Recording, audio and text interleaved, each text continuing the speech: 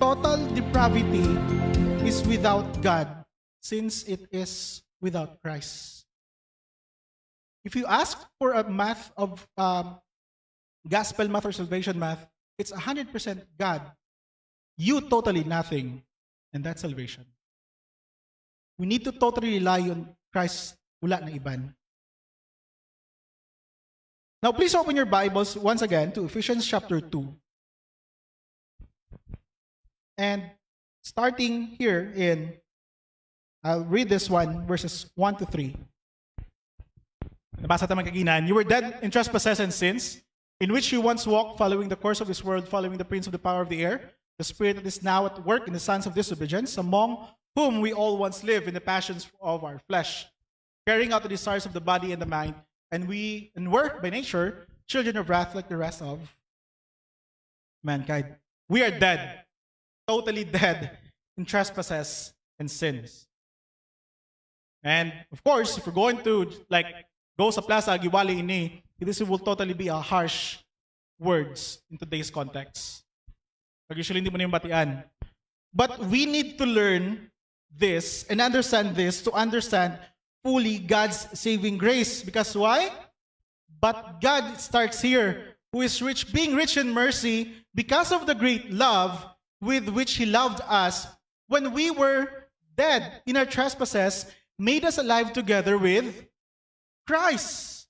So hindi lang yan ginbuhi ka directly sa Ginoo, ginbuhi ka upod sa kay Kristo. By grace you have been saved, and raised us up with and seated us with Him in the heavenly places in Christ Jesus, so that in the coming ages He might show the immeasurable riches of His grace in kindness towards us in Christ Jesus. For by grace you have been saved through faith. And this is not your own doing. It is the gift of God, not a result of works, so that no one may boast. For we are His workmanship, created in Christ Jesus for good works, which God prepared beforehand that we should walk in them. That we should walk in them. In Christ, we were made alive. No one else. In Christ alone. This is why it is important sa word nga alone, because salvation is by grace alone, through faith alone, in Christ alone. So, let me end this by actually going back to the story. So, let's go back to the story here. So, amo na to. Remember, natabo nga ginpamangkot sa paano ma-inherit ang kingdom. Ginpamangkot sa Jesus, why do you call me good? Why do you call me good master? Nga ang teacher, ang master, makaluwasaw. There's no not good, only God lang. And then, follow the commandments. Ang balance sa tinihimo ko naman, Lord. And Jesus, kag nagabalan siya nga ibaliga iya nga possession, di ba? Kag naglakat ang rich young ruler, disheartened, sorrowful, kay dako iya nga possession. Kag ari na ang perks nga part kung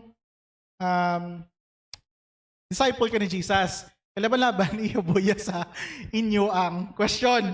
So ito po, and Jesus looked around and said to His disciples, how difficult it will be for those who have wealth to enter the kingdom of heaven.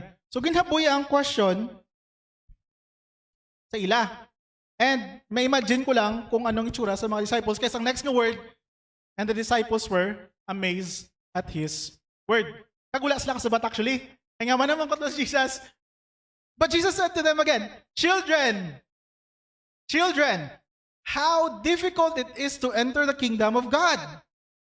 It is easier for a camel to go through the eye of a needle than for a rich person to enter the kingdom of God. And sa nabatian nila una-una na-amaze sila, kadua, they were exceedingly astonished. Ginpangita ko sa Google ko na exceedingly astonished, wala sila yung matang itsura. But just imagine from being amazed to being exceedingly astonished.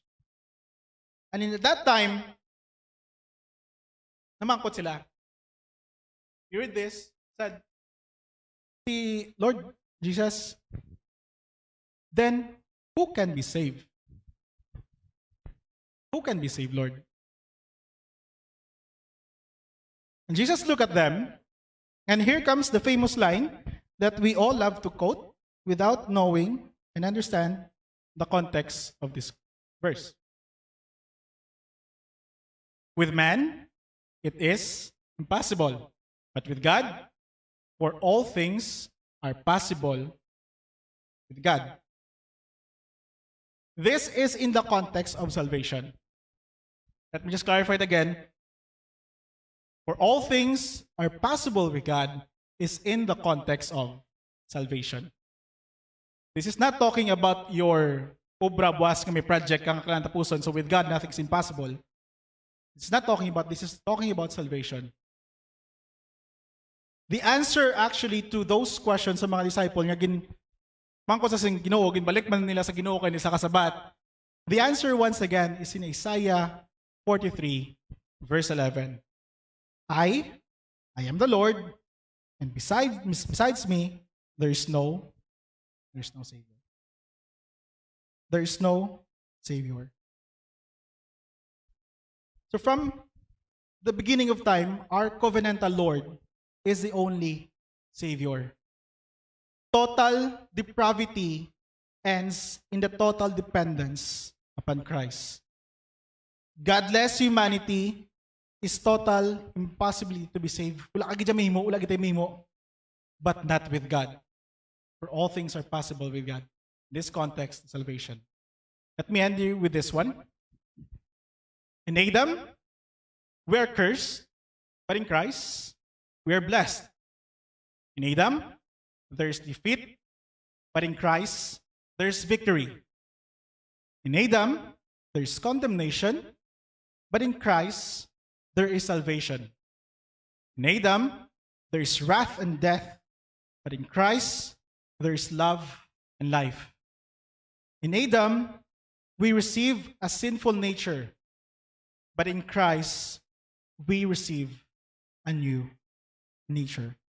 Our salvation, given by God through Christ, the Lord Christ Himself is our salvation indeed.